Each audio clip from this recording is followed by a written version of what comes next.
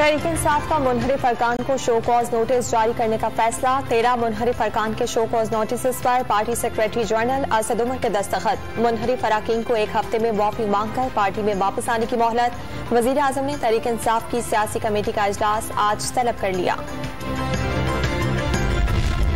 PTI के मुनहरिफ अरकान assembly के खिलाफ कानूनी कार्रवाई का ऐलान। पैसों के बदले वफादारियां तब्दील करने वाले रुकन के वोटों की कानूनी हैसियत क्या होगी, ना अहली जिंदगी भर के लिए या आर्जी। आर्टिकल 63A की तशरीह के लिए सुप्रीम कोर्ट में सदारती रेफरेंस दायर किया जाएगा। मुनहरिफ अरकान को स्पीकर के जरिए नाअहल करार देने की भी हिकमत अमली।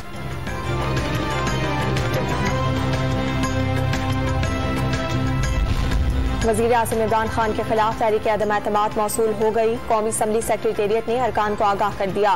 तहरीक अदम एतमाद कौमी असम्बली के rules of procedure and conduct of business के तहत जारी किया गया।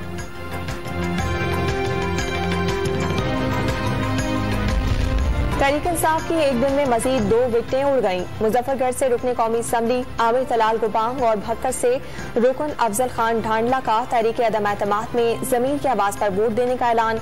वजीर आज़म और विफाकी वुज़रा पर कड़ी तनकीद।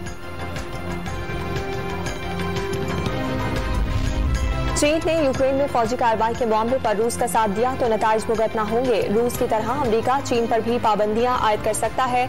अमेरिकी सदर जो बाइडेन की धमकी, सर्द जंग की जहनियत तर्क की जाए। यूक्रेन के बहरान की असल वजह समझने के लिए अमेरिका और नेटो रूस से मुज़ाकरात करें, चीनी सदर का जवाब।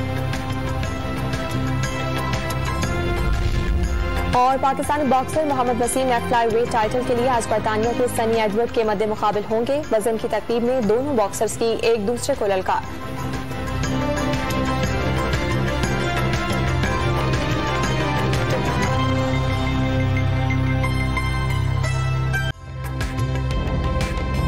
ताज़ा तरीन वीडियोस के लिए हमारा YouTube चैनल सब्सक्राइब करके बेल आइकन प्रेस करिए ताकि आपको मिले हर अपडेट सबसे पहले।